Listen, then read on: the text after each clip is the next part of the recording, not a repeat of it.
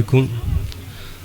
ಈ ವೇದಿಕೆಯ ಅಧ್ಯಕ್ಷತೆಯನ್ನು ವಹಿಸಿಕೊಂಡಂತಹ ನನ್ನ ಆತ್ಮೀಯರಾದ ಹರೀಫ್ ಅವರೇ, ವೇದಿಕೆಯಲ್ಲಿರುವಂತಹ ಎಲ್ಲ ಗಣ್ಯರೇ, ಇವತ್ತಿನ ಈ ಸಮಾರಂಭಕ್ಕೆ ಬರುವುದಂದರೆ ಭಾಳ ಸಂತೋಷವಾಗುತ್ತದೆ. ಯಾಕಂದರೆ ಹೆಚ್ಚಿನ ಸಂಖ್ಯೆಯಲ್ಲಿ ವಿದ್ಯಾಪ್ರೇಮಿಗಳು ಇಲ್ಲಿ ಆಸೀನರಾಗಿರುತ್ತಾರೆ.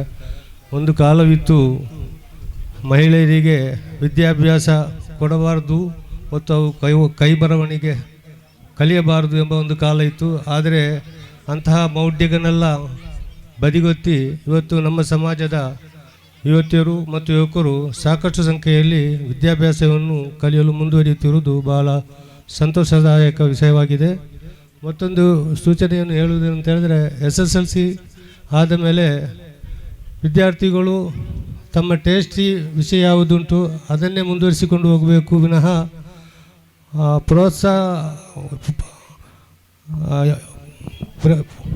ಹೆತ್ತವರ ಒತ್ತಾಯಕ್ಕೆ ಮಣಿದು ಯಾವುದೇ ಆಸಕ್ತಿ ಇಲ್ಲದ ಸಬ್ಜೆಕ್ಟಿನಲ್ಲಿ ಮುಂದುವರಿದರೆ ಖಂಡಿತವಾಗಿ ಅವರು PUCಗಿಂತ ಮುಂದೆ ಹೋಗೋದು ಭಾಳ ಕಷ್ಟವಾಗಿರ್ತದೆ. ಆದುದರಿಂದ ನಾನು ಅವರು ಸರಿಯಾದ ಕೌನ್ಸಿಲಿಂಗ್ ತೆಗೆದು ಯಾವ ಸಬ್ಜೆಕ್ಟಿನಲ್ಲಿ ಮುಂದುವರಿದರೆ ಒಳ್ಳೆಯದು ಎಂಬುದನ್ನು ಅವರು ತಿಳಿದು ಆ ರೀತಿ ಮುಂದುವರಿಯುವುದು ಒಳ್ಳೆಯದು ಅಂತ ನನ್ನ ಅನಿಸಿಕೆ ಆಗಿದೆ.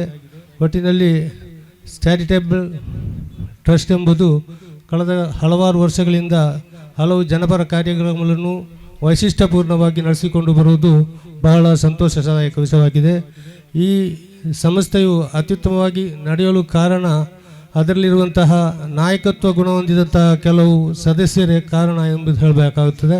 ಇನ್ನು ಮುಂದೆಯೂ ಈ ಸಂಸ್ಥೆ ಉತ್ತಮ ರೀತಿಯಲ್ಲಿ ಮುಂದುವರಿದುಕೊಂಡು ಜನಪರ ಕಾರ್ಯಕ್ರಮಗಳನ್ನು ಹಮ್ಮಿಕೊಂಡು ಈ ಗ್ರಾಮದ ಎಲ್ಲರಿಗೂ ಒಂದು ಆಶಾದಾಯಕವಾದ ಸಂಸ್ಥೆಯಾಗಿ ಮಾರ್ಪಡಲಿ ಎಂದು ಹಾರೈಸುತ್ತಾ ನನಗೆ ಅವಕಾಶ ಮಾಡಿಕೊಟ್ಟ ಈ ಸಂಸ್ಥೆಯವರಿಗೆ ಧನ್ಯವಾದವನ್ನು ಹೇಳುತ್ತಾ ನನ್ನ ಮಾತನ್ನು ಕೊನೆಗೊಳಿಸುತ್ತೇನೆ. ಅಸ್ಸಲಾಮು ಅಲೈಕುಂ ವರಹಮತುಲ್ಲಾಹಿ ವಬರಕಾತುಹು.